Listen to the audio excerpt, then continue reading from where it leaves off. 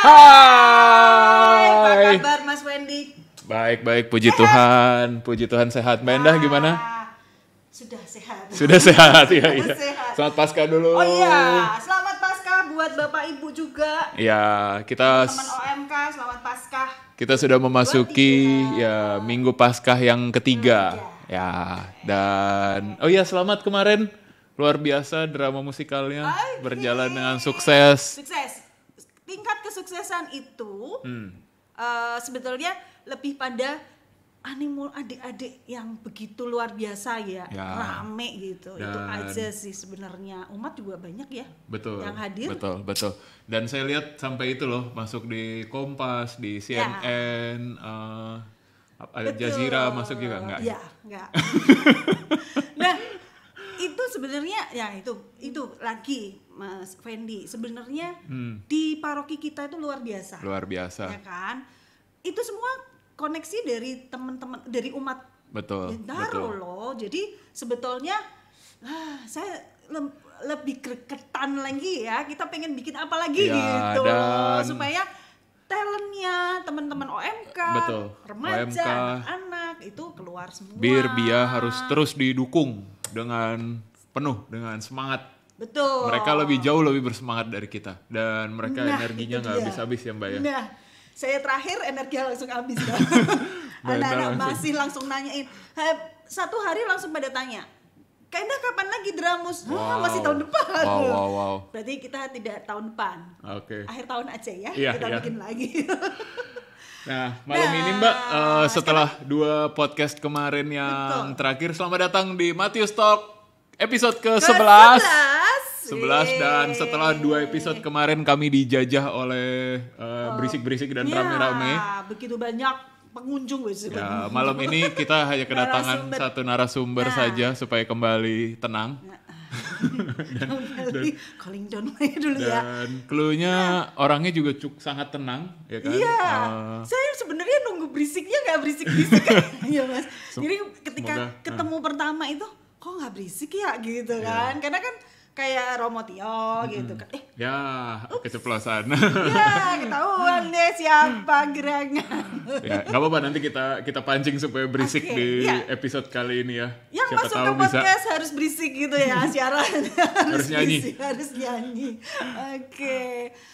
Siapa gerangan? Nah, ini adalah orang baru, sebenarnya nggak baru juga, udah beberapa minggu, beberapa sebulan mungkin udah ada kali ya, sudah di sini. Mari kita tanya-tanya. Tapi sebelumnya juga pernah hadir di sini di tahun 2020 kalau nggak salah. Nggak tahu aku. Nah, itu Komsos yang dulu. Oke. Nanti temanya, jadi Bapak Ibu kalau yang mau kenalan cukup salaman saja, sisanya nggak perlu tanya-tanya. Nonton di podcast ini dan kita akan kenalan sama beliau di podcast edisi sampai siapakah beliau, dari manakah gitu kan, tanggal lahir yang penting biodata lengkap pokoknya gitu. Ini ada biodata lengkapnya, TK di mana, SD di mana, SMP di mana. Komplit. Mau tanya apa aja ada di podcast kita. Ya, langsung saja kita panggilkan siapa dia.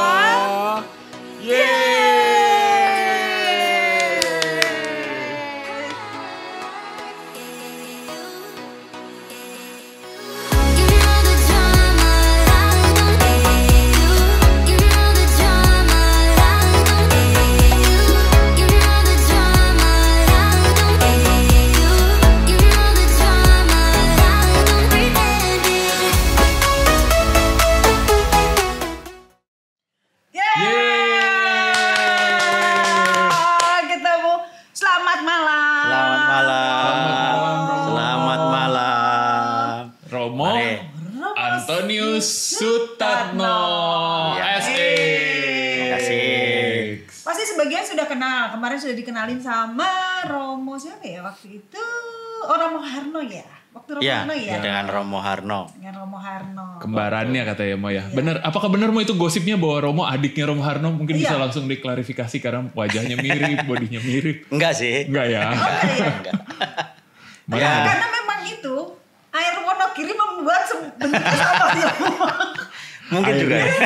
Betul, karena aslinya sama ya, Romo ya, Wonogiri ya. Sama-sama dari Wonogiri, beliau dari daerah Danan, saya dari Ngadirojo. Beda paroki juga.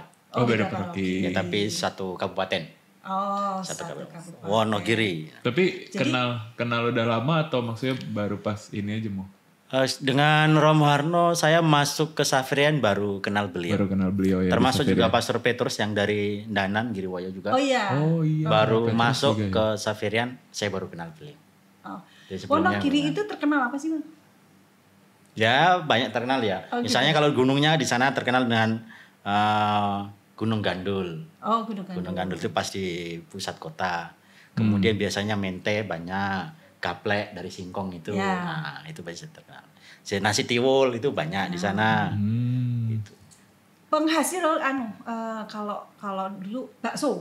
Bakso Wonogiri juga. Itu terkenal enak. Bakso Wonogiri juga biasanya di mana-mana sih. Pergi ke kota tempat lain pasti ada bakso Wonogiri. Bakso Wonogiri. Nah selain itu juga penghasil Romo. Iya. Benar ya. Makanya iya kan banyak loh. Banyak Romo dari Wonogiri itu banyak. Makanya saya agak tergelitik kenapa gitu loh. Apa mungkin ya karena kan mesti kan menjadi Romo kan tidak dadakan selesai SMP atau SMA langsung gitu kan pasti dari kecil gitu kan. Mesti suasana paroki yang bagaimana gitu yang membuat penghasil Romo terbanyak loh enggak ya? Penghasil terbanyak juga. Apa ini mau kurang banyak cewek-cewek cantik di sana atau gimana? Oh banyak. Tidak terlalu banyak godaan di sana. Godaannya setelah keluar dari Wonogiri malah. Iya banyak loh dari Wonogiri ya. Ya kemarin pas yang misa itu juga Romo Harno senang sekali gitu. Dari Wonogiri, dari kampung saya gitu. Karena wajahnya sama. Saya pertama waktu mungkin kalau aku tabisan kemarin itu masih belum mirip. Oh iya. Nah, tabisan di mana Mo? Saya tabisan di sini. Di paroki kita di paroki Santo Matius Penginjil Bintaro. Itu tahun 2020 pas zamannya Covid. Jadi itu bagi saya sih tragis perjalanan saya. Kenapa tuh, Mo? Ya, waktu itu kan kita mau ditabiskan diundur lagi. Waktu itu kalau nggak salah bulan Juli atau Juni. Kemudian mundur ke bulan Agustus karena Covid masih tinggi lagi. Terus rencana apakah mau di Gereja Matius Bintaro atau malah juga ada rencana mau ditabiskan di rumah novisiat. Nggak jelas. Pokoknya masih di luar, jadi pokoknya kami menerima info aja mau bagaimana kan gitu. Dan sebelum ke sini juga payah juga saya ini. Di sana sebelum berangkat tes katanya saya Covid. Jadi saya bingung bagaimana setelah katanya Covid, ya oke lah kita tes, kita Covid, akhirnya harus isolasi di kamar selama 2 minggu. Setelah itu paspor saya tidak ada. Hilang. Apanya mau hilang? Paspor saya hilang. Oh paspor. Ya, paspor saya hilang. Jadi saya harus ke polisi, ke barangkali kayak kelurahan. Kemudian harus cek, tidak bisa ke mana itu namanya embasi. Jadi ya mau bagaimana? Romo waktu itu di mana? Di Filipina. Ya, saya di Filipina. Akhirnya via email dan sebagainya. Dan di sana waktu sebelum pulang itu hanya 2 minggu sekali pesawat ke Indonesia. Jadi kalau saya nggak kelar ini berarti saya nggak ikut tabisan. Pas puji Tuhan waktu itu hari Jumat sore kelar. Jadi saya hari Sabtu atau hari apa itu saya bisa langsung terbang.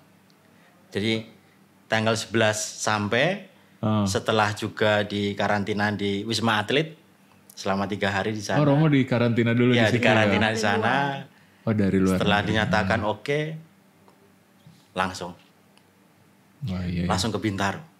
Ke Cepak Putih 1 hari kayaknya langsung ke Bintaro, persiapan sana sini. Tanggal 21-nya tabisan. Tanggal 21 Agustus 2020. di sini. Itu berapa romo waktu itu bersamaan? Waktu tabisan berenam. Berenam ya. Kami berenam. Jadi saya, Pastor Erik, Pastor Rian, Pastor Evan, Pastor Jimmy, sama Pastor Washington. Ya. Kami berenam di sini. Semua dari Filipina atau enggak? Enggak, beda-beda. Ya, beda-beda. Yang dari Kamerun Wih. 2. Yang dari mana? Meksiko 1, 3 dari Filipina. Oh. Ya. Nah, itu Romo dari Filipina bareng berangkatnya mereka? Enggak, aku terakhir gara-gara COVID itu. Gara-gara itu, oh jadi mereka udah datang Mereka sudah datang 2 minggu duluan, baru saya nyusul. Nah kalau waktu itu misalnya nih mau Romo apalah positif lagi atau apa gitu, itu apa? Ditinggal? Iya, mereka tabisan tetap berjalan. Nanti saya diikutkan yang bulan September atau bulan apa.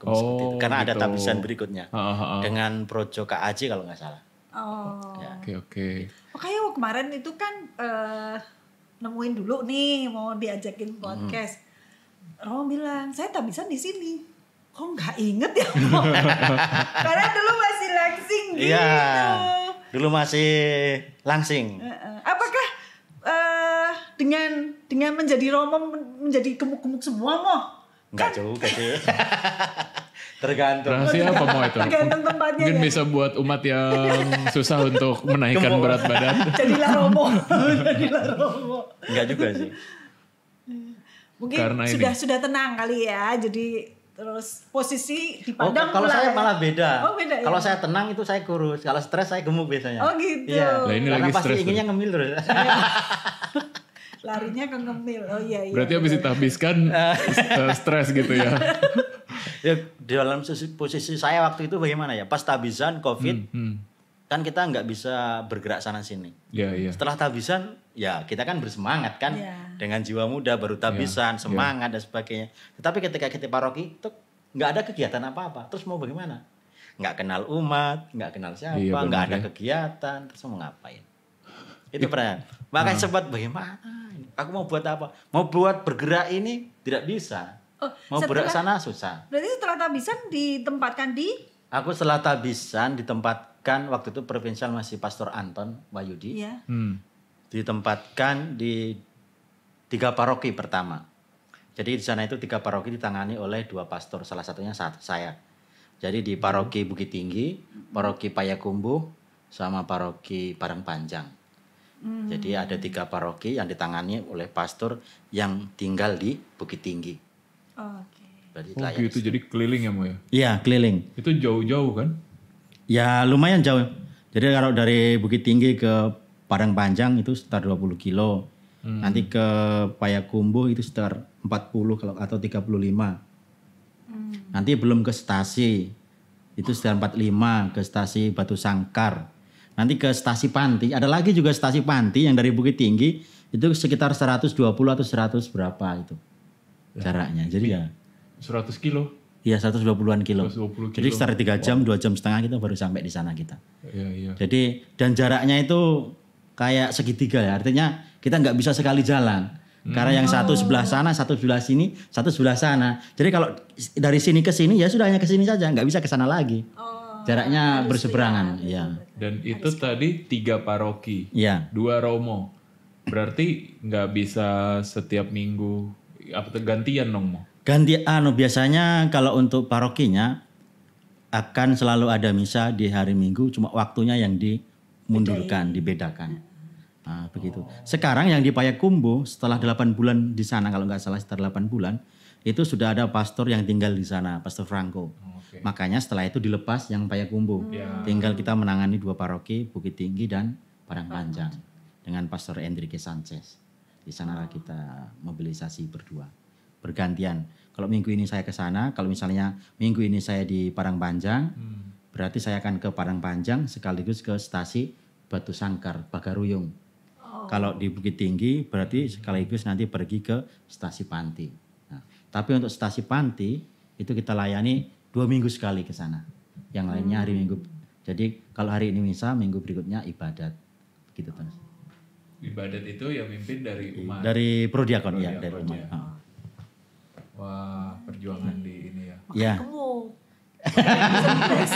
Stres ke sono-sono kan. Gara-gara ini mau bekalnya ini nasi padang. Oh iya. Iya. Nasi padang. Dari kesana itu kita mau nasi padang nggak perlu ke mana-mana. Orang kita sudah tinggal di sana. Iya. Semua nasi nggak mau nasi. Pasti nasi padang. Perantau kan nasinya selalu banyak tuh. Nah, nanti kita lihat setelah setahun kurus atau gemuk. Tahu kenapa gemuk? Kalau gemuk berarti tambah stres ditaruh. Nah sekarang Romo ditarik ke sini, yang tadi di sana yang buat sudah ada gantinya. Stasi Romo ada gantinya atau jadi sendiri? Sendiri. Jadi saat ini beliau Pastor Hendrike tinggal sendiri. Jadi ya agak berat juga untuk dia karena mau tidak mau beliau harus mencari pastor satu dari Padang misalnya yang bisa melayani di sana. Kalau Pastor Hendrike di Bukit Tinggi berarti kalau satu pastor tamu melayani di Padang Panjang dan Batu Sangka.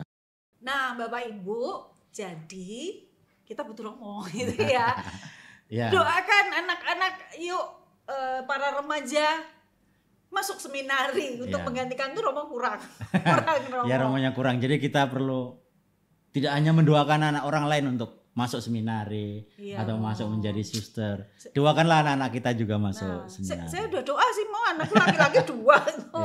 Udah doa tapi belum ngeklik kali ya. Saya selalu bilang belum semoga suatu saat ya. Kan kuliah dulu boleh kan ya Boleh. Bisa kan baru udah masuk. Kerja juga boleh. Oh kan. Yang penting berumah tangga umurnya dulu, masih oke lah. Berumah tangga ya udah bukan. Kalau udah berumah tangga ya bisa. Iya. Tapi biasanya orang tua itu nggak boleh, tetapi lama-lama juga nggak boleh. Dulu lama-lama nggak boleh juga. Maksudnya biasanya orang tua itu kan nggak boleh, tapi lama-lama nanti juga boleh gitu lah. Nanti lama-lama nggak boleh juga.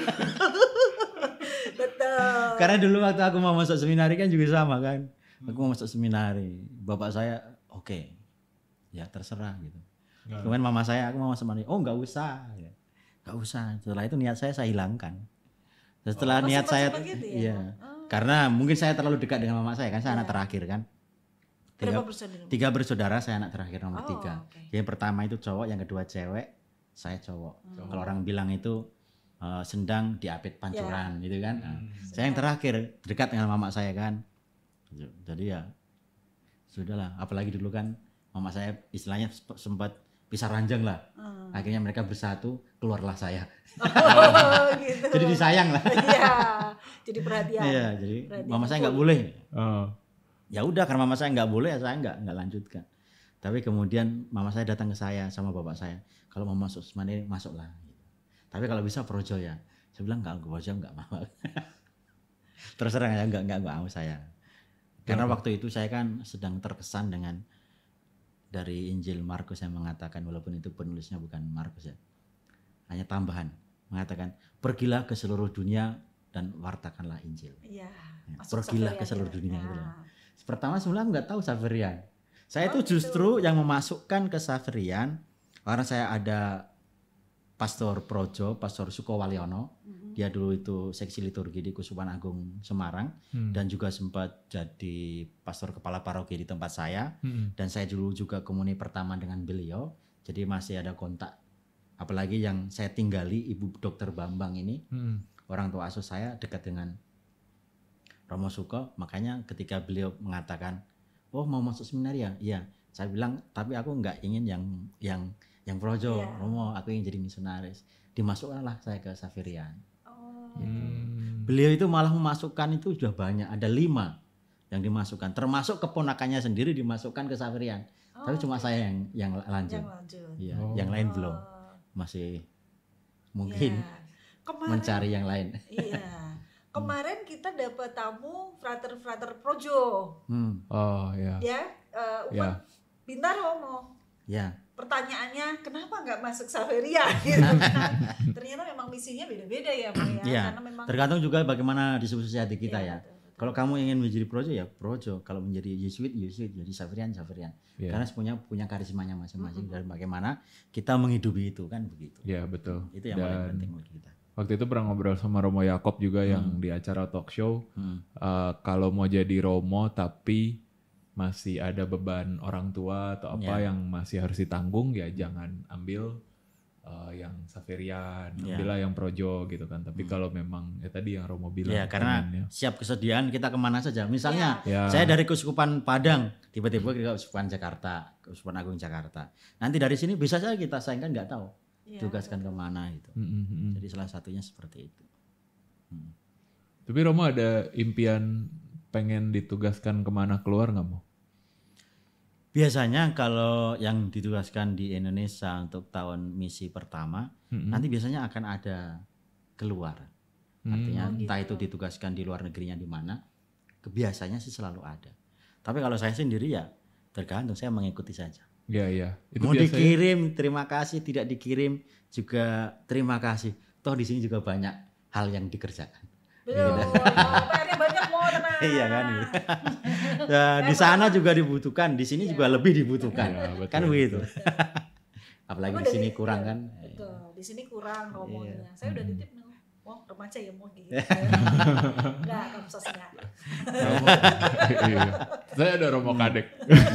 Semoga dia nggak pindah-pindah. Saya selalu pantau. Romo Kadek, visa udah jadi belum? Belum, bagus. Saya jahat sedikit.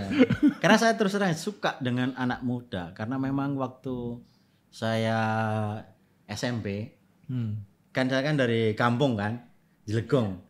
Itu terus kemudian saya sekolah di SMP Kanisius. Saya tinggal dengan suster di sana selama 3 tahun waktu SMP.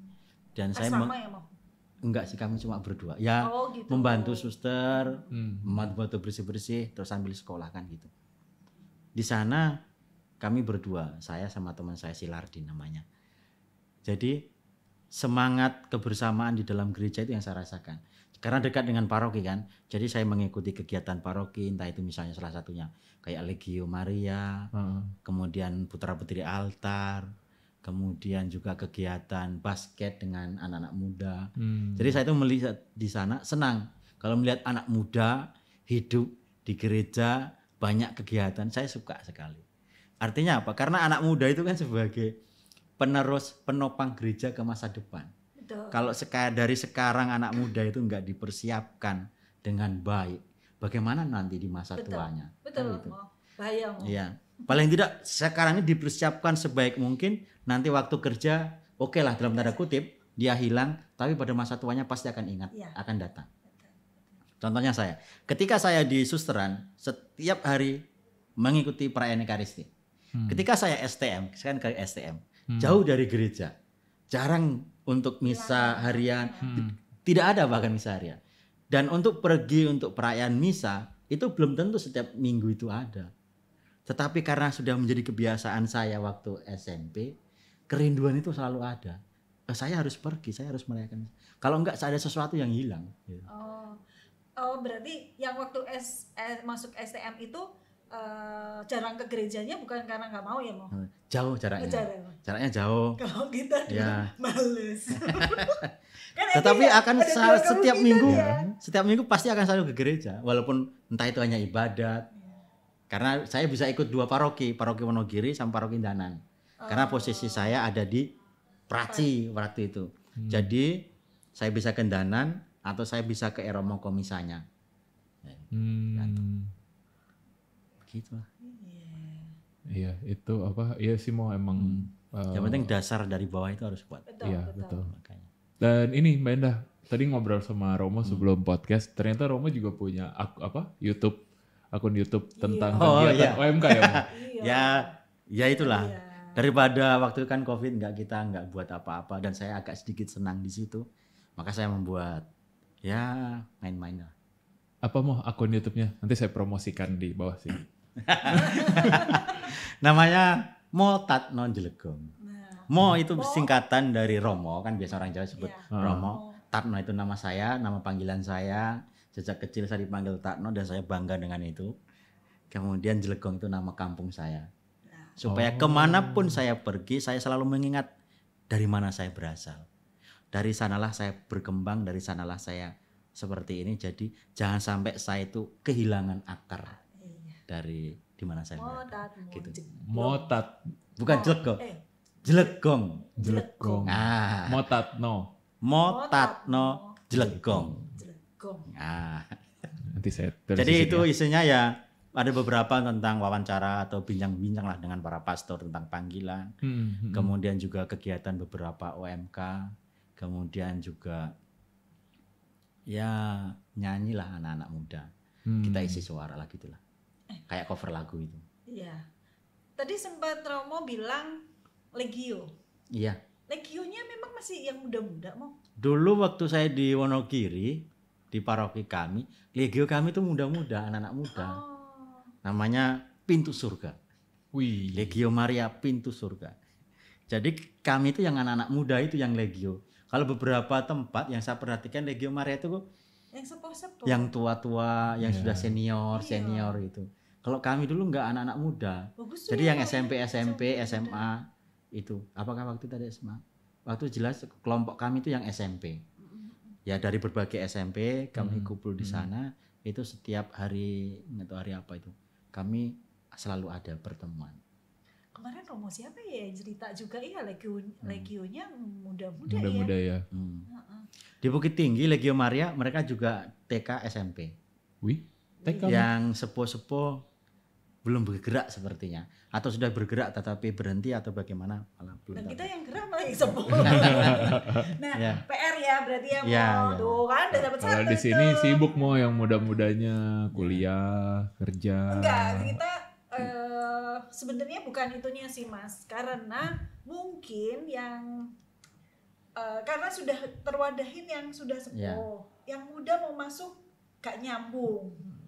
Gapnya terlalu jauh ya. Gitu. Jadi bisa jadi ya nggak tahu ya apakah memungkinkan gitu loh. Ada Legio yang junior gitu loh istilahnya supaya yang karena yang senior itu kebetulan ibu juga ikut Legio. Dan itu aktivitas yang tidak boleh terlewat. Nah, kasihan kalau misalnya digeser yang muda kan karena bagi mereka ya itulah kegiatan gereja mereka tinggal itu gitu, yang lain-lain kan nggak bisa, sudah nggak bisa ikut gitu. Kalau Legio karena waktu itu kami waktu Legio Maria itu kan ada tugas nih, kita biasanya mendoakan untuk siapa, yang satu, yang kedua terus mengunjungi panti Werda biasanya kami kunjungi ke panti orang-orang jompo itu. Kemudian kalau di gereja kita punya tugas misalnya ada yang bergabung di PPA. Kalau enggak kita yang menyiapkan atau membersihkan, membereskan buku-buku lembaran misa. Jadi itulah menjadi salah satu tugas Legio Maria, membantu.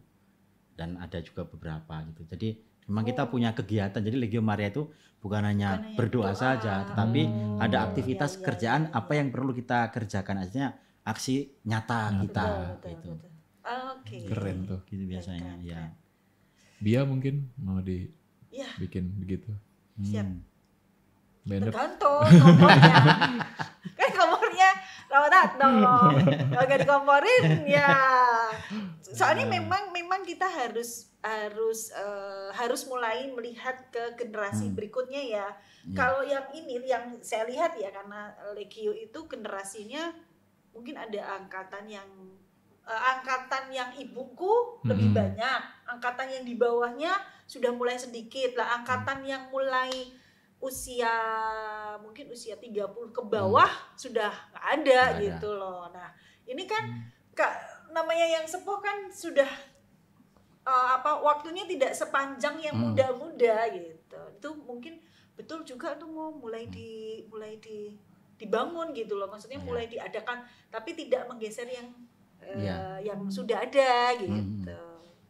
Iya. Mungkin benar aksi nyata ya tidak harus karena yang misalnya kayak Legio, kenapa saya gabung dengan Legio itu? Karena sejak kecil memang sudah dibiasakan, tempat saya kan ada Gua Maria nih. Biasanya pergi sana untuk berdoa rosario. Jadi kebiasaan itulah yang akhirnya saya lakukan, kemudian ada wadah yang namanya Legio Maria, ya enak kita masuk gitu. Tapi mungkin di sana nggak ada yang remaja gitu, ada nggak sih Mo? Apanya? Birnya itu ada? Oh ada. Nggak tumpang tindih atau mereka kalau ada kegiatan? Kalau biasanya kan yang SD. Ya. Kemudian nanti bir ya tetap ada mereka. Tetapi nggak akan tumpang tindih karena kan semua mereka belum tentu suka Legia Maria. Betul. Jadi yang suka atau cinta Legia Maria ya bergabung di sana. Kemudian yang suka cinta untuk main basket ya gabung main basket gitu. Tergantung gitu mau kemana. Tetapi kan sebagai satu wadah, sebagai bir atau OMK gitu. Cuma ya kamu senangnya di sana, kamu punya hobi di sana, kamu ke sana. Gitu. Sebanyak-banyaknya wadah supaya lebih banyak lagi remaja yang ikut gitu. Mungkin aja misalnya yang ada sekarang kan bir ya, mungkin mereka nggak cocok gitu. Lebih cocoknya PPA ya pilihan gitu. Tapi tetap kalau ada kegiatan ya semuanya melebur menjadi satu gitu. Tidak ada ini saya enggak. Gereja yang namanya gereja bersama gitu. Nanti kalau masalah hobi kesukaan ya silakan masing-masing gitu. Wih, jadi ini. Silakan dijalankan. Iya, silakan dijalankan ya. Tadi dia mau ngajak Romo. Romo udah ngomong duluan.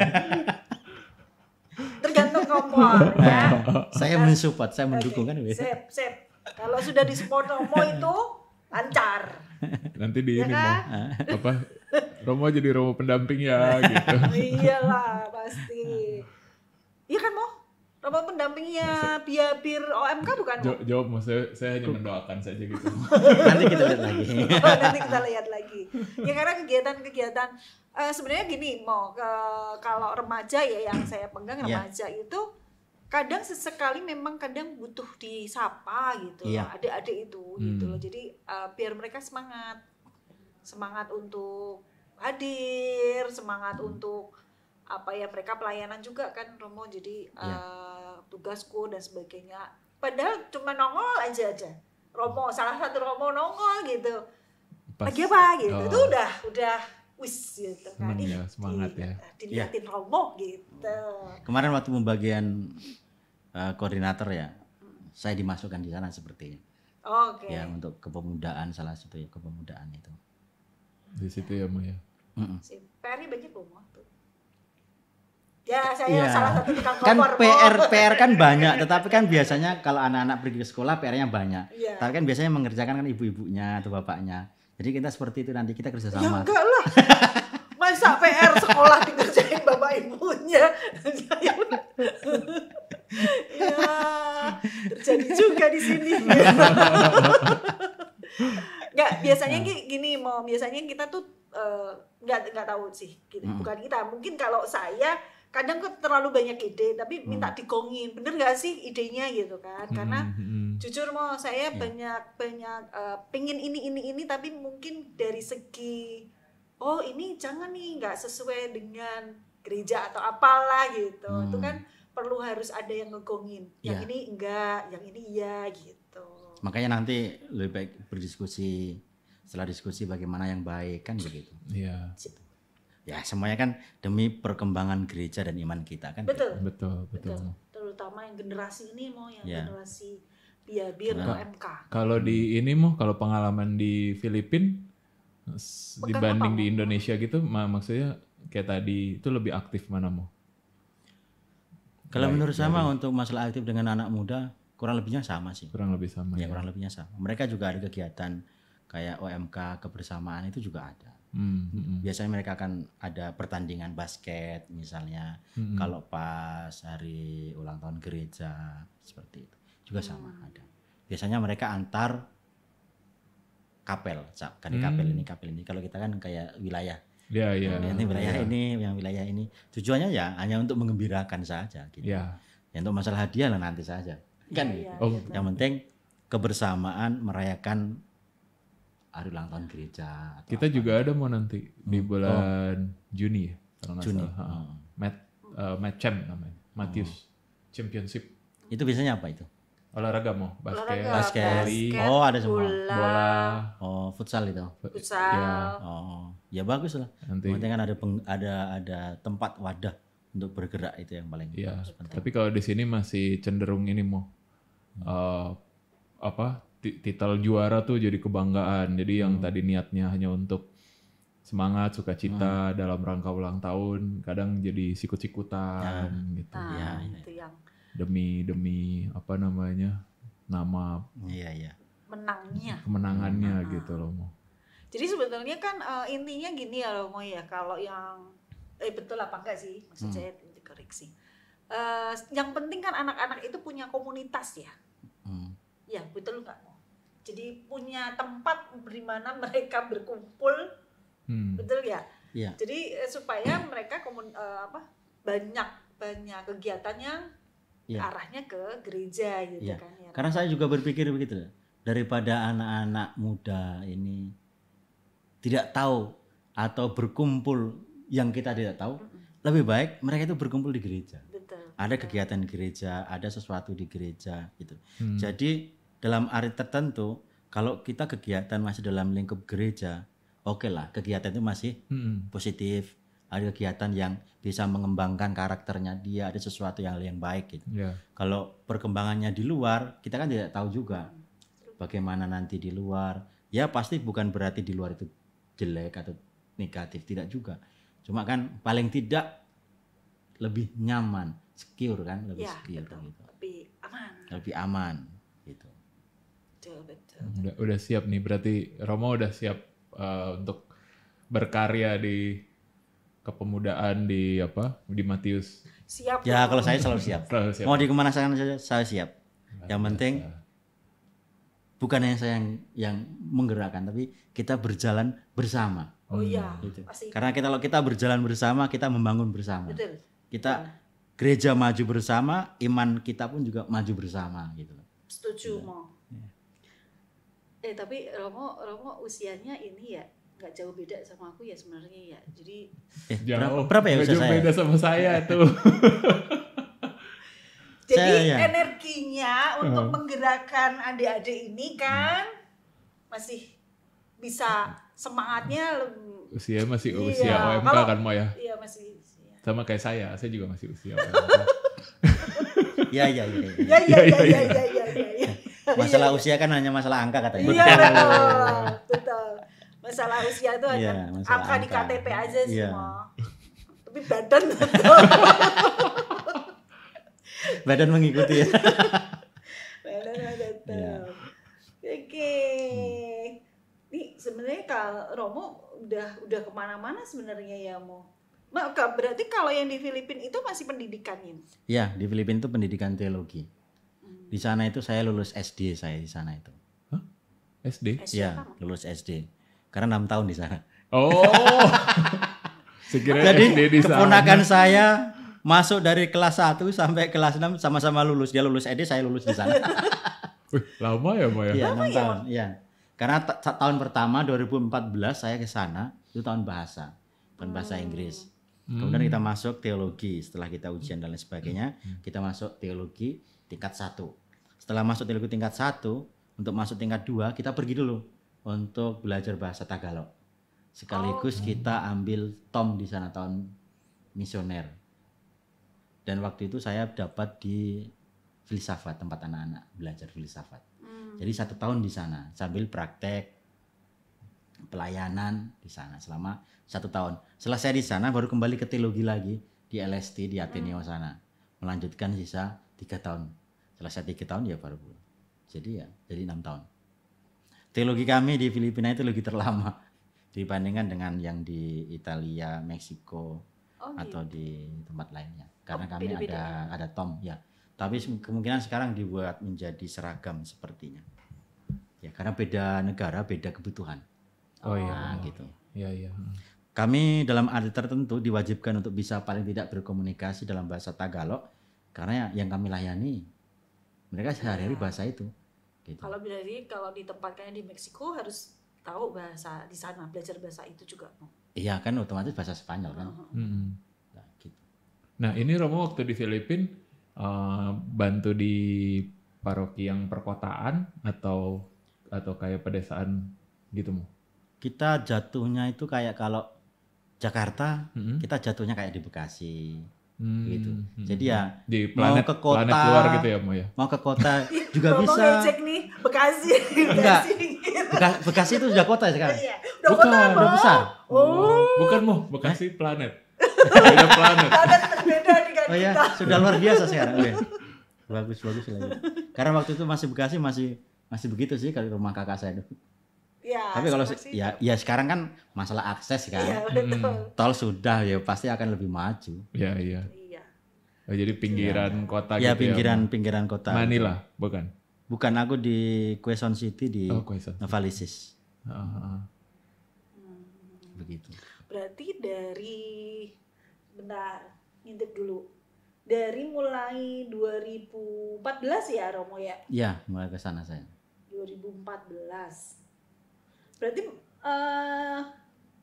ninggalin dari Wonogiri udah dari kapan tuh Mo? 2007 Mo? Hah? Enggak dong. Ninggalin Wonogiri itu tahun 2000. Iya, ke Jogja itu Ke saya Jogja. tahun 2000. Masih tetanggaan lah ya. Iya, 2007. 2007. Oke.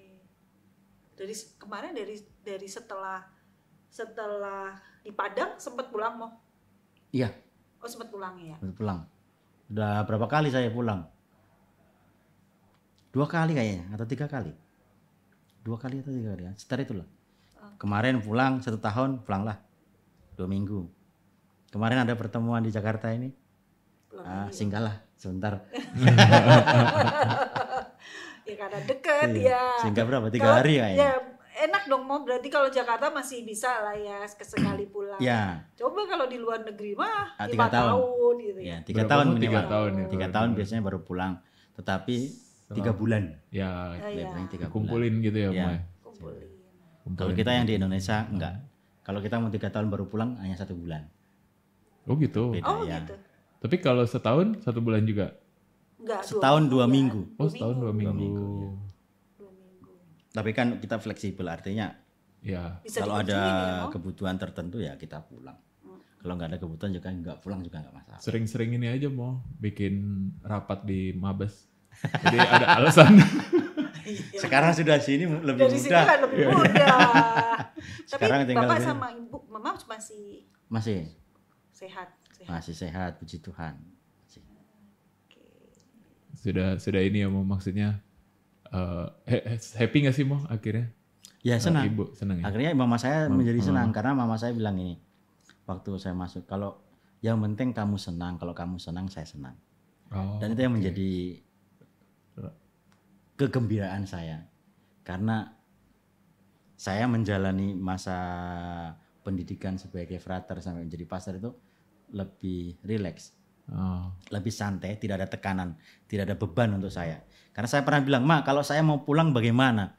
Nah, kalau kamu mau pulang ya pulang saja, pintu akan saya buka. Kamu di rumah aja nggak masalah, ada kerjaan juga. Gitu. Oh. Jadi saya juga Kalau nggak jadi gitu lah. iya, maksudnya. kalau nggak jadi ya. Kalau mau kamu pulang saja, pintu akan selalu terbuka. Jadi kan artinya ketika saya pulang pun orang tua menerima saya dengan senang hati. Gitu. Jadi nggak masalah. Malah mungkin mereka bersyukur kan, mungkin nggak tahu. Paling tidak di rumah terus nih gitu kan. Romo pernah nanya nggak? Apa namanya? Mah kenapa sih dulu kok awal-awal kurang ini gitu pernah? Ya karena alasannya sebenarnya mama saya ingin dekat dengan saya. Oh. Nah, sebagaimana oke. yang saya bilang dari anak terakhir. Ya. Makanya di dalam hal tertentu tidak kehilangan, tidak ingin kehilangan Iya, jauh. betul. Maka dulu kalau mama saya bilang, kalau kamu masuk oke lah, tapi kamu masuk yang di sini saja yang di Projo. Jadi nanti kalau mama mau kunjung bisa kunjung. Gitu. Bisa lihat. Aku bilang kalau begitu nggak usah sekalian. Tetapi ya sekarang bahagia, senang. Saya juga senang sekali jadinya.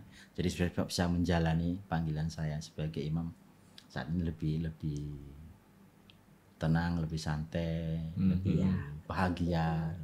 Tapi kakak dua kakak maksudnya di sana kan tinggal Ya, semua? tinggal di sana. Tinggal di sana ya. Nah, kakak saya tinggal di sana, kerja di Jakarta, tapi pulang ya pulang. Kalau kakak saya yang cewek kerja di sana di pabrik. Gitu. Jadi ya dekat dengan orang tua, jadi nggak Iya. masalah. Masih ada putra putrinya ya. Romo untuk minum. Ya, putra putri dan cucu. Udah repot banyak cucu. Ada 4 cucunya. Dua-dua. Jadi yang pertama anak cowok punya jadi Om Romo. Sudah Om Romo Iya, kan Om. ya. Iya, Lek Romo. Lek Romo. Karena saya anak terakhir, anak kakak saya panggilnya Lek. Iya. Lek Romo. Ini kita nggak ada nasi padang, mau adanya ini. Oh iya. Pasti Romo sudah lihat karena saya ambil dari pastoran. Karena kami tidak ada sponsor makanan minuman. Siapa yang mau sponsor silahkan ya. Sekaligus biar nggak kosong gitu. Nanti kita bisa taruh sini sana. Ya, di branding UMKM ini coba. UMKM ayo. TSBP berapa ini UMKM bisa. Oke, berarti merasakan mulai panggilan itu dari kapan sih Mo? Dari TK, SD atau SMP atau waktu sudah juga di SMP Kanisius gitu? Panggilan saya itu kalau nggak salah itu kelas 3 SD. Saya itu udah ingin menjadi pastor. Atau ada saudara yang sudah jadi pastor? Tidak ada. Oh, nggak ada. Tidak ada. Kenapa tuh Mo? Karena waktu itu saya itu terkesan dengan satu bruder Wiryo kalau nggak salah, Jesuit. Beliau sudah meninggal almarhum sekarang. Sama Suster Marcel. Dia setiap hari Rabu pergi ke stasi kami dan membuat katekese. Kalau di sana kami buat bia. Bianya bukan hari Minggu tetapi hari Rabu sore. Dan melihat pengalaman itu bagaimana mereka dengan susah payah dari paroki pusat datang ke itu kan jauh. Apalagi tempat kami dulu itu hanya misalnya sebulan sekali. Sebulan sekali. Jadi saya melihat juga salah satunya juga kekurangan pastor. Di sisi lain saya juga kok tiba-tiba waktu itu tuh muncul keinginan itu karena salah satunya juga ketika diadakan misa ada 2 suster ini. Dia itu duduk di sebelah sana, saya duduk di sebelah sini dengan mama saya. Kemudian suster itu waktu doa Bapak kami menyanyikan lagu Bapak kami dalam bahasa Jawa. Dan melihat saya agak nggak tahu gitu kan. Kemudian suster tuh kayak memberi semangat, ayo nyanyi. Akhirnya saya nyanyi dengan senang itu loh. Melihat dari itu, saya senang sekali. Maka saya kemudian muncul, saya mau jadi pastor ini. Tapi bagusnya, untung saya masih, mau jadi pastor. Enggak, mau jadi suster kan. Ya, saya baru mau tanya itu. Jadi sudah ada kesadaran, laki-laki jadi pastor atau bruder kan gitu. Jadi dari saat itulah saya ingin sekali. Kemudian saya cerita ke tetangga saya, mama saya, sebenarnya tetangga saya ada bilang, jadi pastor itu nggak mudah, susah. Dia mulai cerita begini. Tapi saya tetap tidak apa-apa, saya mau jadi pastor, semangat. Gitu. Makanya setelah lulus SD, mama saya kan sebenarnya tidak mau menyekolahkan saya, bapak saya, ya, karena saya terlalu pintar sebenarnya, makanya nggak mau menyekolahkan saya. Karena di kelas saya itu 11 orang, saya pasti ranking 10. Makanya bilang, wes gak usah sekolahin gitu ya. Gak usah sekolah, mau ngapain kamu sekolah? Tadi pinter beneran makanya gak usah sekolah. Pernah ada pengalaman loh, karena saking tidak pernah mendapatkan nilai 10 waktu di kelas, pas menerima rapot saya dapat ranking 10. Saya senang dari sekolah sampai ke tempat saya bergembira ria. Karena apa? Gak pernah punya pengalaman ini. Tapi akhirnya saya kasih tunjuk ke bapak saya. Bapak, saya akhirnya dapat 10 saya. Dia tempel lagi saya. Ih, dasar kalau bodoh. Ranking 10 sama nilai 10 beda dong. Kemudian baru dijelaskan. Ranking itu begini nilai itu. Baru mengerti.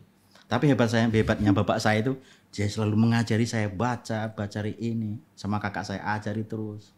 Baru kelas 1 SD itu baru bisa baca saya. Ya begitulah. Ayo setelah kerja belajar lagi. Oke, belajar. Sampai dimarahin ini. Kadang nangis di kolong meja. Kalau udah nangis di kolong meja gara-gara belajar ini. Mama saya pasti akan datang. Udah cukup selesai.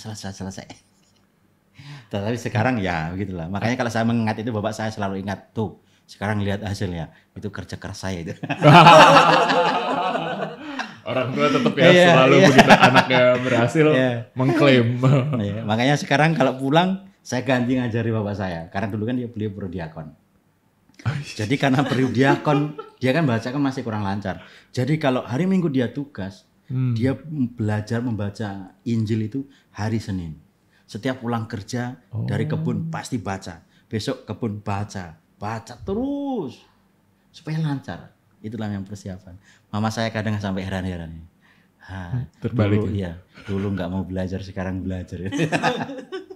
Saya kirain ngajar ini mau ke papanya ngajar khotbah homili. Enggak, gitu. ngajarin baca. Oh intonasinya begini, gini. Iya. Jadi kenapa Romo Dano tuh deket sama mamanya? Karena kalau tiap nangis, mamanya yang lindungi sudah selesai. Iya. Nah, anak kesayangan mama ya. Iya. Oh, panggilan kan belum selesai kan tadi kan. Nah, setelah SD nggak mau sekolah kan, akhirnya saya diambil suster. Suster bilang, siapa yang mau sekolah nanti saya sekolahkan. Tapi bantu suster kerja-kerja sedikit-sedikit lah. Maka saya mau. Kemudian saya ajak teman saya si Lardi itu, yang juga sama, saya dapat ranking 10, dia ranking 11. Temenan tuh apa ranking 1 mau? Iya. Temenannya apa ranking 11? Muridnya 11. Biar merasa senasib sepenanggungan. Ya begitulah. Ya. Terus susternya ini, aduh yang diajak ini. Gitu. Tetapi di susteran itulah saya sungguh-sungguh belajar. Artinya apa? Setelah tinggal di susteran, diajari begini, kemudian ada yang mengajari saya, jam 8 sampai 9, suster ngajar saya. Ngajari belajar begini gitu. Sama suster Emma, sekarang menjadi salah satu dewan suster CB di Jogja beliau. CB. Maka saya bangga sekali, senang diajari. Setiap malam itu diajari. Akhirnya lama-lama semakin mengerti, semakin paham. Ya itulah. Akhirnya masuk di SMP itu sekitar 30 orang, ya oke lah, masuk 10 besar. Oh, tetap 10 ya, Mo? Iya, 10. Tetap 10. Muridnya 12. Enggak, 30. 30. Ini 10 itu bertahan. Masih tunjukin papa lagi nggak mau? Saya konsisten 10. Masih 10 besar. Kemudian kan dulu kan masih sistem triwulan. Ya, triwulan. Ya. Triwulan terakhir ya, caturwulan ya. Situ kemudian 10 besar masuk menjadi 9. Oke lah, akhirnya bertahan sampai 7, 6 gitu sudah. Sampai lulus SMP. Di STM pun juga ya lumayan lah. Artinya bisa belajar dengan baik lah karena punya dasar, diajari sama suster Emma ini bagaimana cara belajar, bagaimana ini. Ya, konsistensi aja. STM-nya ngambil apa, Mo? STM saya dulu itu ambil mesin. Okay. Saya sebenarnya itu suka listrik, elektro listrik gitu. Cuma ternyata di sana kan dulu kan STM. Ada mesin, ada elektro gitu kan. Setelah saya masuk ternyata hanya mesin. Nanti elektronya memperbaiki listrik mobil lah. Ya sudah masuk lah. Tapi di itu nggak ada ngerubah ini ya, Mo? Maksudnya saya mau kerja aja deh gitu. Maksudnya jadi selesai itu waktu SMP sebenarnya diajak teman saya untuk daftar di Martoyudan. Masuk seminari kan. Tapi aku bilang nggak mau lah. Oke lah, anak muda kan. Ya, kenalan cantik-cantik. Panggilan bilang. Sudah keluar dari itu, dari apa? Keluar dari desa melihat pengalaman, akhirnya sudahlah. Kuliah dulu. Setelah STM kelas 3 kok muncul lagi itu. Makanya saya sempat kerja 1 tahun di luar bersama dengan Dokter Bambang. Jadi setelah SMP saya itu ikut dengan dokter. Di sana saya juga seperti biasa bantu kerja, bantu ini untuk saya ambil sekolah di STM. STM saya Giri Wacana. Giri Wacana Era Moko itu yayasan Protestan. Dulu yang dari Katolik sekarang menjadi Protestan. Jadi saya sekolah di sana sambil kerja, sambil memikirkan kelas 3 karena keinginan untuk masuk lagi, sambil kerja di situ, bantu memikirkan apakah betul-betul ini panggilan saya atau tidak. Setelah saya melihat, oh ini panggilan saya, sudah saya baru ngomong ke ibu dokter, ibu Bambang. Begini Bu, kemudian diarahkan, masuklah ke Safiringan. Gitu. Sini ya? Enggak, Jogja. Di Jogja 1 tahun, baru ke sini 2 tahun, Cempaka Putih 4 tahun. Wih, lama ya? Ya, dulu waktu masuk pertama itu 27 orang kami. Dari Jogja 27 orang, sekarang menjadi 7. Yang jadi 7. Harusnya yang jadi 20 ya? Itu aja masih ketambahan 5 seminaris waktu di Pranovisiat. Oh, jadi? Ya. Jadi 27 ditambah 5. Kemudian yang jadi 7. 30. Yang 5 orang itu yang tambahan ini yang jadi 1. Pastor Jimmy. sekarang di Kolombia. Itu yang waktu tambahan di Pronovisian, yang 4 gugur. Jadi yang dari sana 6 orang yang jadi. Yang dari 27 orang. Nah, selama Romo kerja itu tuh Mama nanyain nggak mau? Nanyain soal panggilan atau Mama diem-diem yes anak saya udah kerja nih gitu? Enggak, justru waktu saya merenungkan untuk menjadi pastor waktu masa kerja itulah, saya ngomong ke mama saya. Jadi bukan waktu STM mau selesai, itu setelah selesai kerja. Oh, di situ baru ngomong. Iya, baru ngomong. Ketika mama saya bilang tidak usah, ya sudah, saya mau lanjut kerja. Mau kursus untuk membantu dokter ini. Karena dia kan buka praktek. Nah, setelah itu, karena mama saya kemudian bilang, mama saya pergi dari kampung saya ke situ. Kalau kamu masuk aja gitu. Ya sudah. Akhirnya saya diberi jalan. Saya daftar ke Jogja, seminari Jogja di Tunas. Tidak menginformasikan ke orang tua saya. Nanti kalau saya kasih tahu nanti berubah lagi. Jadi sudah beres semua kelar. Baru saya kasih tahu mama saya, Pak, tanggal 27 Agustus saya masuk. Masuk apa? Masuk seminari. Wih, baru kaget. Oh gitu. Iya. Jadi sudah kelar semuanya, baru tak kasih tahu. Termasuk tes sana, tes sini, kesehatan, semuanya udah fix. Terima surat, diterima, baru tak kasih tahu. Dan yang buat saya senang itu bapak dan mama saya mengantar saya sampai Jogja untuk masuk. Dan maka saya menjadi terharu, senang saya waktu itu. Jadi istilahnya itu ada restu dari orang tua. Sama keluarga Dokter Bambang juga yang mengantar. Jadi senang saya. Itulah. Nah pas tahbisan di sini orang tua boleh datang nggak mau waktu itu? Nggak ada. Nggak boleh ya? Nggak ada. Makanya nggak sedih ya Mo? Sedih makanya. Kami itu udah rencana mereka mau datang, gitu, nggak bisa buat apa-apa. Ya ampun. Kan, saya mungkin hanya itu yang ditabiskan aja ya Mo yang hadir ya. Umat juga kalau ada. pastor-pastor yang ditabiskan waktu itu, diakon yang ditabiskan menjadi pastor itu kan ada masih keluarganya, yang entah itu kakaknya, entah itu pamannya datang. Saya sama sekali tidak ada. Bapak saya, mama saya, saudara-saudari atau keluarga yang terdekat sama sekali tidak ada. Mengapa permasalahannya? Karena COVID, paspor hilang. Dan nggak tahu apakah jadi pulang atau tidak. Dan waktu itu kan undangan terbatas dan harus sudah clear sebelum tanggal sekian. Lalu saya bilang ada begini, terus saya nggak jadi tabisan karena permasalahan nggak bisa kembali. Terus mereka datang mau ngapain juga? Lebih baik aku lepas aja semuanya. Mau ada nggak datang ya juga masalah. Oh gitu. Makanya tidak ada. Makanya saya mengundang dari Cempaka Putih, keluarga, bukan ya seperti keluarga lah, dekat gitu kan. Karena beliau sering main ke sana, saya Mbak Grace itu dan keluarganya, dialah yang mewakili menjadi orang tua saya di sini. Hanya dia saja. Sama anaknya satu. Ya udah itu aja. Ya sedih. Tapi mau bagaimana? Keadaan kan nggak bisa dibuat sesuatu. Ya karena semua serba dadakan ya Mo ya. Tabisan nggak ada remedial ya, diulangi. Enggak. Makanya tabisan itu saya senang juga ya. Karena waktu itu saya berharap Ignatius Suharya yang menabiskan saya. Dan akhirnya beliau yang menabiskan saya. Maka senang. Karena saya senang dengan beliau, gaya beliau dengan kerendahan hatinya itu. Ya. Karena beliau kan sebelumnya di Semarang kan. Ya. Betul. Dan saya udah beberapa kali melihat beliau, ikut misa bersama beliau. Jadi saya berharap nanti suatu saat dengan beliau. Dan kesampaian terwujud. Walaupun orang tua saya nggak bisa datang, tapi beliau yang menabiskan. Saya senang. Betul. Tapi waktu itu kok bisa lihat di itunya kan Mo? Bisa. Ya, ada live-nya ya. Nonton live.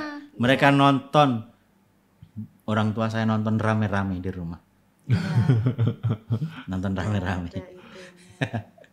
Ya. Betul. Ada hal yang saya tertarik itu tadi. Iya. Dari perjalanan Romo ya. Yang pertama yang 10 itu tadi. Yang agak 10 itu loh. Yang SD 10. Kadang maaf ya Mo, karena saya guru jadinya tidak ada anak yang dalam tanda kutip bodoh. Ya. Jadi yang ada itu kita salah yang mendidik. Oh iya. Gitu kan Mo? Jadi ketika dipegang sama suster, caranya yang salah. Jadi kalau saya lihat kalau pada orang tua pada marah-marah sama anaknya nggak bisa diajarin nggak bisa, yang salah tuh orang tua. Salah caranya. Semakin diteriakin semakin kagak denger gitu kan. Bisa kan emosi kok bisa gitu kan. Nah, semakin nada tinggi semakin dia tidak masuk. Ya, Mo ya. Betul kan? Jadi Romo dulu belajar sendiri atau apanya? Iya, waktu ranking 10 itu belajar sendiri. Iya, diajari sama bapak saya. Ya. Karena dimarahin. Tapi kan marah-marah terus. Jadi nggak connect sarafnya. Iya. Karena kan takut rasanya gitu. Lebih ke takut. Jadi akhirnya yang masuk takutnya gitu loh, bukan pelajaran. Ya, apalagi waktu SD kan saya itu SD itu kerjaan saya cari burung. Pergi ke hutan-hutan cari burung. Sebelum berangkat sekolah cari burung.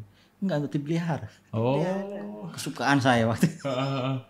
Pergi ke gunung-gunungnya cari burung, ke sungai cari ikan. Saya itu dulunya kerjaan saya itu. Makanya tidak pintar-pintar. Tapi kalau suruh tangkap ikan saya tahu bagaimana caranya. Bolang. Bolang. Petualang. Berarti gereja kita kemungkinan akan ada tambahan penghuni nih, ya. Romo Kadek sukanya tanaman, anggrek ya, ikan, koi kan. Romo Tio siapa? Russo kan. Nah, ini tambah ada ayam di belakang ada ayam. Bentar lagi ada sarang burung tuh. Aku tadi udah keliling-keliling lihat pohon-pohon banyak kok nggak ada sarangnya. Iya. Tunggu katanya. Karena waktu di bukit aku pelihara burung juga. Burung tekukur saya pelihara. Nggak bunyi-bunyi, tak lepasin aja. Aku main lovebird ada. Pleti juga ada dulu saya pelihara di sana. Ya untuk kegiatan artinya untuk. Mau. Meluangkan apa namanya? Mau. Di rumah banyak loh Mo. Daripada depan saya penuh. Bisa dipindahin. Nanti tinggal bilang, Romo mau gitu kan. Paling tidak mengurangi yang di rumah gitu kan. Boleh tuh mau datang survei. Burung saya yang di bukit itu dikasih Pak Tukiman waktu dia sebelum ke Jawa, lovebird itu. Bagus, pinter dia. Senang saya pelihara daripada nggak ada yang pelihara waktu dia pulang ke Jawa. Lovebird itu warnanya ya bagus-bagus ya. Tahu nggak? Tahu, saya punya 3 di rumah. Oh, penyuka juga. Tempatku tuh ada berapa ya? Ada 7 kali ya. Banyak mau 7. Banyakan. Ternaknya jangan. Enggak, bukan lovebird tapi. Oh apa? Apa mau yang itu loh, yang hitam gitu, ekornya coklat gitu tuh. Panjang itu? Iya. Murah. Itu mahal itu. Mahal itu. Terus apa lagi ya? Terus apa lagi gitu? Jalak apa ya? Oh jalak. Kacer. Ada. Ya burung datang mau pilih. Burung-burung mahal semua itu. Ya. Di tempat. Biasanya untuk itu. Bentar lagi. Ada kicau. Bentar lagi Pak Sony langsung, kamu ngapain gitu? Nawarin yang punya ntar ngamuk bentar. Sama kayak Romo Kadek ke rumah saya, bukan ke rumah papa saya kan banyak tanamanmu. Wah yang ini mahal, yang ini gitu. Mama saya jangan. Ya biasanya tahu kan, kalau dia suka pasti dia tahu. Oh ini yang bagus. Iya betul. Tahu. Terus pinter abis itu Romo Kadek bilang saya telepon, bilang mamamu Bunda Maria yang minta mau ditaruh di gua Maria. Pasti dikasih. Nah Mo, sekarang kalau yang ini kan baru sebulan ya Mo di Bintaro? Belum ada sebulan. Saya datang ke sini tanggal 30 atau 31 setelah itu Maret. Oh belum ada sebulan. Belum ada 1 bulan. Pokoknya sebelum Paskah. Masa sih kan udah minggu ketiga ya terus Paskah ya. Sudah langsung sibuk ya Mo? Enggak juga. Oh enggak ya? Enggak ya, belum ya? Enggak, belum. Melihat. Memantau dulu ya, memantau. Apa yang terjadi sini? Apa yang terjadi? Nah, itu gimana tuh hasil pantauannya? Ini kan Romo datang, terus tiba-tiba langsung ketemu Pekan Suci, ketemu umat yang segitu banyak. Itu tapi kemarin kurang banyak loh. Dulu sebelum pandemi itu benar-benar mau, wah bisa 5.000 lebih mau. Tapi kemarin yang Jumat Agung itu ya betul, itu 6.000 kan, hampir 6.000. Itu tertingginya sih memang mau Jumat Agung. Karena Paskah kan kepecah-pecah. Iya. Banyak yang minggu kan. Ya ada yang minggu. Terus ada yang Dramus takut nggak kebangun mau paginya jadi nggak ikut misa Vigili Paskah. Nah itu gimana mau hasil pantauannya? Ya kalau saya melihat sekilas ya pasti senang ya. Artinya aku melihat gereja itu hidup. Kemudian birnya kan ada gerak, ada geliat, ada kegiatan sana sini. Ya pasti kakak-kakak pembina itu sangat capek sekali pasti, aku yakin itu. Oh iya mau tepar mau terus ya. Langsung telepon mau nggak jadi ya. Jadi podcast ya. Kakak pembina tepar jadi nggak jadi syuting podcast kita. Ada geliat itu loh. Saya senang kalau gereja itu ada geliat, ada tanda-tanda kehidupan, saya senang. Artinya gereja itu bukan hanya sekedar bangunan, tetapi gereja ya kita itu loh. Ada sesuatu yang kita banggakan, kebersamaan kita gitu. Karena gereja kan bukan hanya sekedar wah gereja ada bangunannya, tapi bagaimana dengan iman kita gitu. Karena kalau saya melihat kalau ada kegiatan di dalam gereja, kegiatan ini pasti ada perkembangan iman, itu pasti ada. Itu yang saya lihat. Terus mungkin ada nggak sih mau di pengalaman di tempat lain tuh mau kalau kita itu kegiatan ya full ya di Sabtu, Minggu gitu loh. Kalau di gereja lain apa ya hari-hari biasa juga ada kegiatan gitu loh. Kalau kita kan Senin sampai relatif ya, Senin sampai Jumat itu sepi gitu loh. Kalau saya pas ke pastoran gitu, sekretariat gitu, sepi gitu. Di gereja lain apakah juga hal yang sama atau sebenarnya bisa aja sih sebenarnya Senin, Selasa, Rebo gitu? Sebenarnya menurut saya bisa saja karena tergantung dari waktu setiap orang kan gitu, atau tergantung waktu dari kelompok kategorial tertentu. Bisa jadi nggak bermasalah. Tidak harus Sabtu, harus Minggu, tidak. Kayak misalnya tempat saya dulu biasanya hari Minggu kan, kami buat hari Rabu. Rabu sore. Iya. Ini juga. Yang penting kapan ada waktu bersedia dan semua anggota ada waktu untuk itu ya nggak masalah. Sini beberapa juga, tempat pun juga begitu. PDKK juga hari Rabu mau di sini. Ya hari Rabu kan. Oh iya. Syuting podcast juga hari Rabu. Oh, iya. Itu bukan. Itu nggak penting. Iya, tergantung dari kita.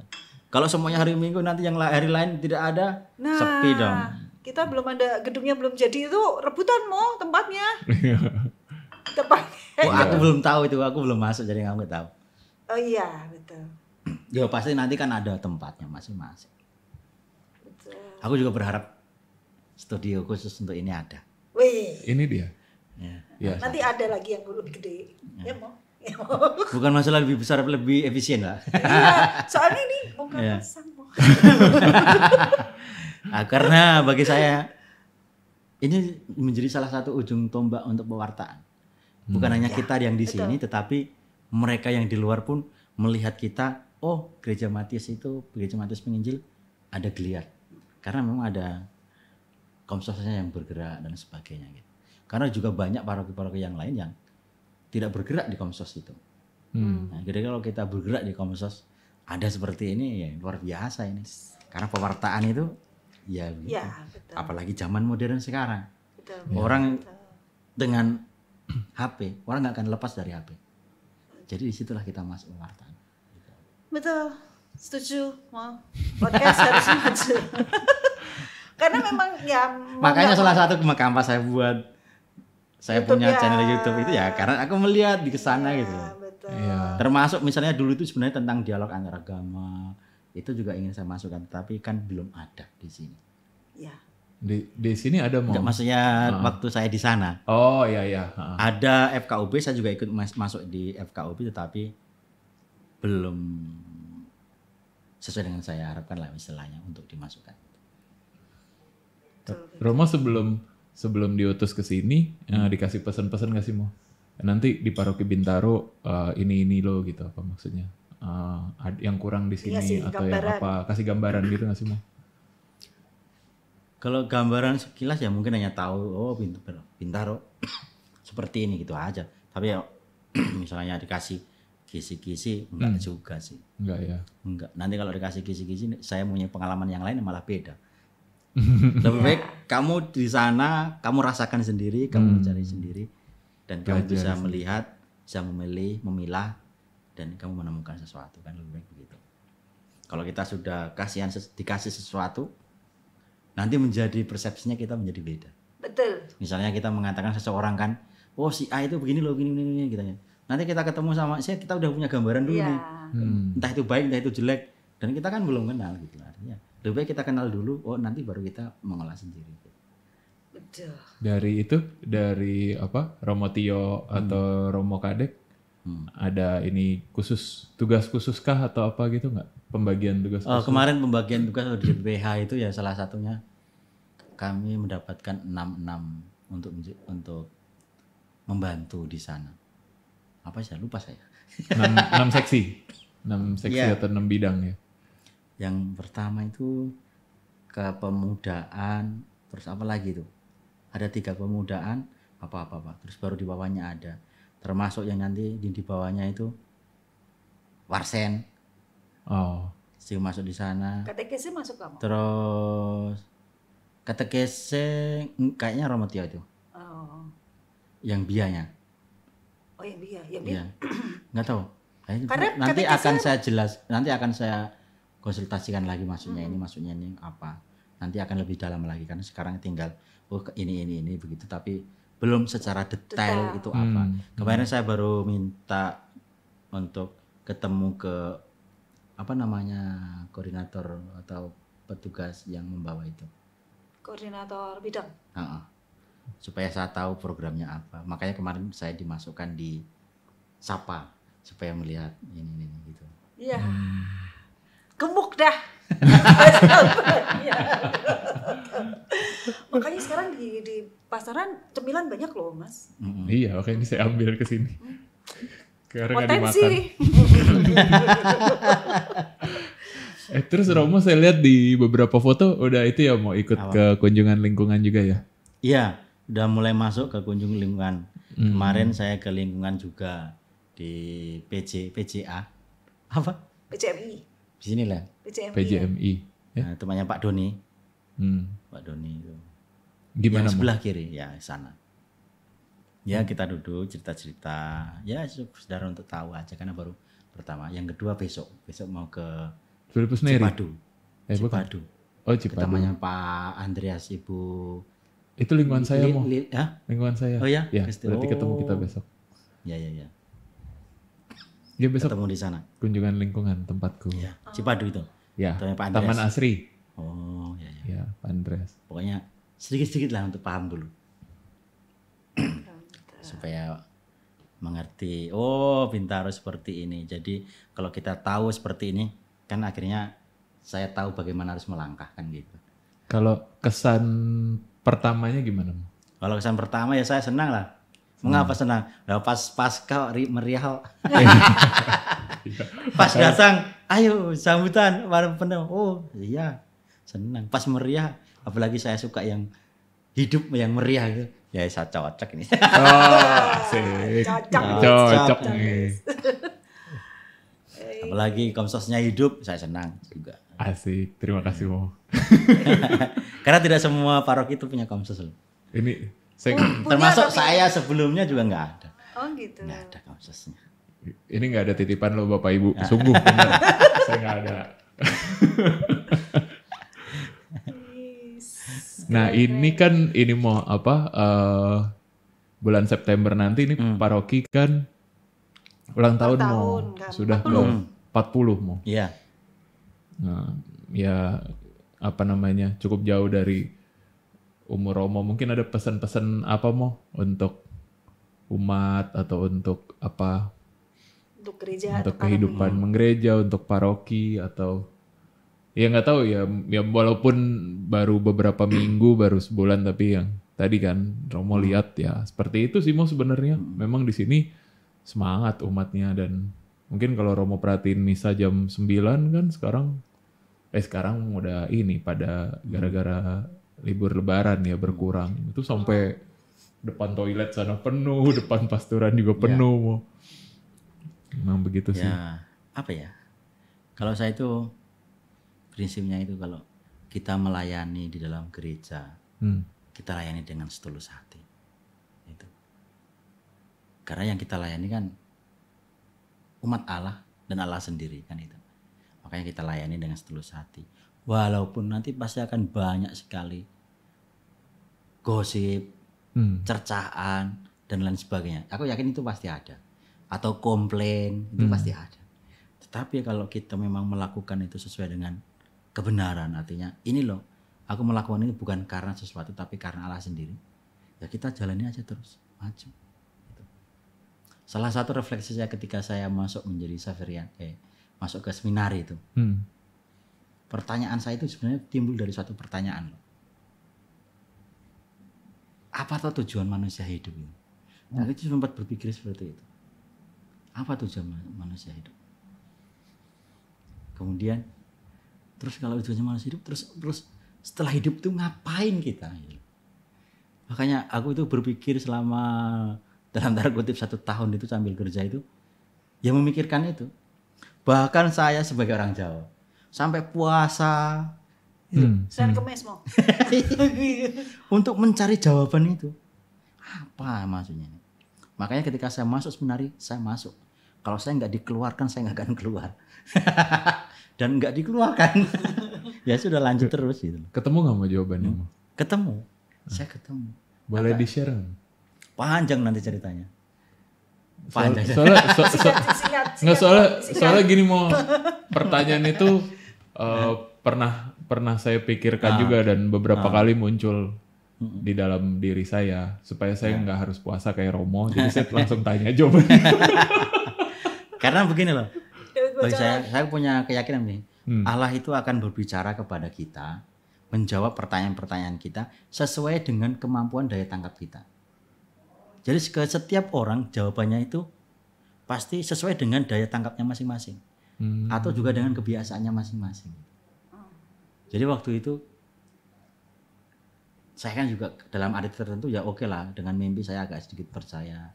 Mungkin mimpi kan menggambarkan sesuatu. Maka jawaban itu muncul dari dalam mimpi saya. Dan bahkan ketika mau masuk seminari nanti mau ujian apa, nanti mau apa, itu juga ada dalam mimpi saya. Jawabannya nanti apa dikasih dalam mimpi saya. Dan itulah pertanyaan yang dikeluarkan, yang ditanyakan, dan itu jawabannya saya kasih. Akhirnya diterima. Makanya saya bilang Allah itu akan menjawab sesuai dengan kemampuan daya tangkap kita. Karena Allah akan berbicara sesuai dengan si A begini, si B begini, si B ini. Dengan cara yang berbeda-beda. Dan sesuai dengan bidang kita ya, Bu. Iya, sesuai dengan bidang kita, dengan kemampuan daya tanggap kita. Aku yakinnya seperti itu, karena tidak akan sama. Gitu. Termasuk juga bapak saya pun hal yang sama. Ketika bahkan kami kan dulu kan beragama lain, belum menjadi Katolik. Sakit, kemudian dia itu bermimpi, disuruh untuk pergi ke Gua Maria. Beliau pergi ke sana, sembuh, jadilah Katolik. Gitu. Jadi dari situ pula ada sedikit, itulah artinya apa? Mimpi itu ada sesuatu yang ingin dikatakan gitu. Termasuk bapak saya juga begitu. Saya pun juga mengalami hal yang sama gitu. Dan ketika saya bertanya mengenai pertanyaan-pertanyaan saya itu sambil berpuasa, meditasi, itu juga muncul dalam mimpi saya selama 3 hari. 3 hari itu mimpi yang berbeda-beda, tetapi berkoneksi satu sama lain. Jadi mimpi yang pertama itu singkatnya itu, aku ke hutan. Di tengah hutan itu ada 3 orang. Bapak, ibu, anak. Sedang membelah kayu, membuat rumah-rumahan itu. Siapa di sini? Kemudian saya ingat, itu siapa? Zaman kecilnya siapa? Yesus. Tukang kayu, ya kan? Tukang kayu. Kemudian yang kedua mimpinya apa? Saya mimpi dunia itu hancur. Penuh dengan air, tiba-tiba air dari laut itu menenggelamkan semua. Cuma ada satu tempat yang tidak tenggelam. Dan itu menjadi aneh. Karena apa? Karena gunung yang lebih tinggi itu tenggelam. Tetapi ada gunung yang lebih pendek ini yang saya injak ini tidak tenggelam. Setiap air kena situ pasti mengalir, hilang. Menjadi aneh. Kemudian aku berpikir, pada akhirnya dunia itu akan hilang, akan hancur. atau arti tertentu, ya kehidupan saya sebagai manusia dengan badan ini akan hilang, akan hancur. Kemudian yang ketiga itu perjalanan, di mana saya seperti ada orang di belakang saya memberikan arahan, kamu jalan terus naik ke sebuah gunung. Dari gunung pendek yang tinggi sampailah di atas. Sebelum sampai di atas itu di sana melihat panas, tetapi enggak terlalu panas. Kemudian belakang saya bilang, ayo terus maju terus. Di belah kiri aku melihat dalam mimpi itu apa itu namanya, makam Yesus terbelah dengan sungai kecil. Yang sebelah kanan itu makam para rasul dan makam yang lain. Kemudian karena aku udah melihat ada makam Yesus, saya senang. Saya sudah sampai. Oh belum, kamu masuk lagi. Saya masuk lagi ke sebelah. Setelah bergelang, saya melihat di luar sana, di balik gunung, menerobos lewat gunung, melihat hamparan padang hijau yang sangat bagus sekali, yang belum pernah saya lihat di dunia ini. Dan begitu indah, ada matahari tapi sejuk. Kemudian saya bilang, akhirnya saya sampai juga di sini. Tapi yang di belakang saya bilang, belum, kamu belum sampai. Loh, kok belum sampai? Kamu harus masuk ke lubang ini. Ada lubang kecil, ada lubang besar segini pertama. Kalau kita merangkak kita bisa masuk. Tetapi apakah bisa? Bisa. Aku merangkak masuk. Tetapi ketika sampai di dalam, yang lubang itu semakin kecil dan ada batu besar yang menutupi lubang. Bagaimana ini? Kemarin yang belakang saya bilang, kalau kamu yakin dan percaya pasti kamu bisa. Kemudian saya bilang, aku yakin dan percaya. Saya tubruklah batu itu dengan kepala saya, tiba-tiba saya sudah lompat sebelahnya. Saya masuk dan sampailah saya di makam Yesus. Di sana saya baru, nah sekarang kamu udah selesai. Saya terbangun lagi. Jadi disitulah saya melihat perjalanan.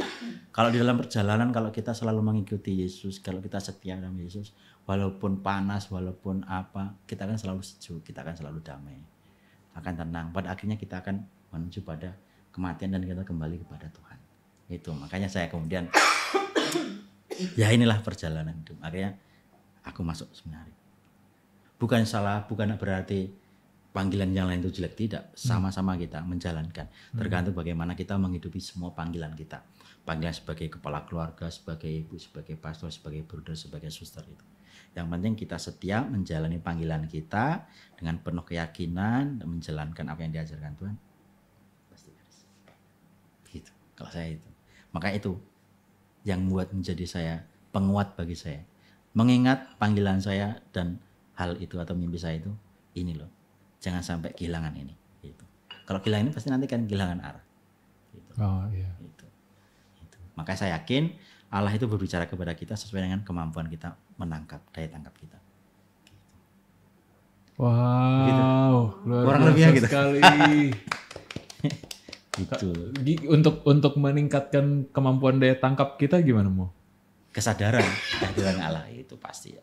Karena itu kan butuh proses. Proses. Ya. Oh, ini seperti ini. Oh, ini bukan. Karena itu kan Allah selalu berbicara, cuma terkadang kita kan tidak menangkap itu. Ya kan proses pasti ya. Kalau kita nggak pernah berdoa ya bagaimana? Proses kan salah satunya dengan doa. Puasa dan meditasi tadi. Itu salah satu proses juga, puasa dan makanya misalnya kayak Prapaskah itu kan sebenarnya jalan untuk memperbaiki diri, untuk melihat kembali refleksi. Kalau kita jalani dengan sepenuh hati akan ada sesuatu. Maka kemarin itu saya bertanya waktu misa Paskah lingkungan mungkin, Paskah wilayah, saya tanya, apa yang Anda dapatkan dari masa Paskah ini? Dari masa pantang dan puasa itu apa yang didapatkan? Kan proses itu harus ada goalnya dong. Apa goalnya? Jangan sampai kita itu pantang berpuasa. Artinya kan kita nggak melakukan apa-apa. Kalau pantang berpuasa ya selesai kan. Pantang berpuasa. Betul. Jadi nggak ngapa-ngapain. Iya. Makanya proses itu yang kita jalani. Makanya Paskah ini sebagai suatu keberhasilan kita bersama dengan Yesus. Kan gitu. Iya. Gitu. Bagus ya. Itu saya senang ya kalau mengundang Romo-Romo. Langsung podcastnya berisi. Oh iya, semuanya berisi. Nggak kosong. Itu sama kayak anak saya mau, Pak Dede pantangnya belajar ya gitu. Digitak aja. Ya memang memaknai ya, memaknai perjalanan ya. Perjalanan proses itu. Terima kasih banyak Mo. Iya, betul. Terima kasih juga untuk undangannya.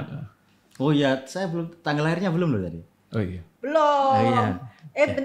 Bentar lagi. Berarti Agustus. Iya. Ya, 5 Agustus ya Mo. Ya, 5 Agustus 87. 87. Jadi seumuran kan kita. Iya betul. Sama saya mau sama Mbak Ena. Makanya saya senang juga pas Agustus itu berarti ada 2 momen. Momen ulang tahun dan momen tabisan. Oh iya, betul Agustus. Tabisannya. Jadi nanti gampang. Jadi kalau saya ingin merayakan pas Jadi langsung tadi 1. Pas tanggal 21 saja. Jadi satu aja. Jadi 1. Tapi double ininya ya Mo, makanannya. Iya lah. Kan 2 event. 2 event dijadiin 1. Gak bisa traktir cuma sekali kok. Gimana Mo? Traktirnya double jadinya. Iya, 21 Agustus Ya, 21 2020. Itu. Oke. Sip nih nggak terasa Mo, sudah 1,5 jam hampir. Iya. Ngobrol-ngobrol. Terima kasih. Nah Bapak Ibu, oh ya saya mau pesan ini Mo, kan apa namanya kalau nanti banyak umat baru yang Romo boleh kenalan, tanya macem-macem, cukup kasih tahu nama aja Mo. Saya suruh nonton podcast ya. Oh iya. Sudah lengkap. Sudah lengkap ada di podcast. Ya. Ada di podcast supaya podcastnya semakin banyak yang nonton Mo, maksudnya. Sambil duduk sambil ngopi di rumah silakan buka podcast. Iya. Betul. Nanti Romo 12.000 umat nanya kenalan ya kan. Romo dulu di mana ininya. Capek kan. Nama saya Ini sarana memperkecil pekerjaan Romo. Nama saya Romo Tatno, saya silakan nonton di podcast. Itu salah satu cara Komsos supaya banyak yang nonton Banyak yang podcast.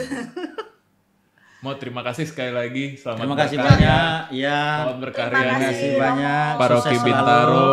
Ya, kita berjuang bersama membangun gereja dan iman kita kan gitu. Amin. Siap, Mo. Siap Mo. Terus kalau nanti diundang-undang lagi ya Mo ya podcast. Oh ya. Mungkin kita bicara tema-tema yang lebih rumit, yang lebih apa namanya? Jangan nambahin kerumitan Rumit ya. bagaimana? Harus saya dapat peringkat 10, Pak. Tapi kan setelah itu enggak Mo. Ya itu tadi kan pembelajarannya sudah betul kan. Itu kan sekolah bertahun-tahun gitu loh. Iya. Ya, mau mengundang aja kok yang minta yang rumit gitu ya Mo ya. Mau yang santai gitu. Santai. Iya. Ngopi-ngopi kan. Iya sih. Makanya dari satu sisi ini ada yang bilang podcastnya terlalu santai, cuman ngobrol-ngobrol gitu. Coba ada pembahasan. Nanti kita bahas ini mau api penyucian gitu biar gitu gimana. Iya. Kesana aja belum ya. Kalau ditanyain nggak tahu gitu. Kan belum pernah ke sana.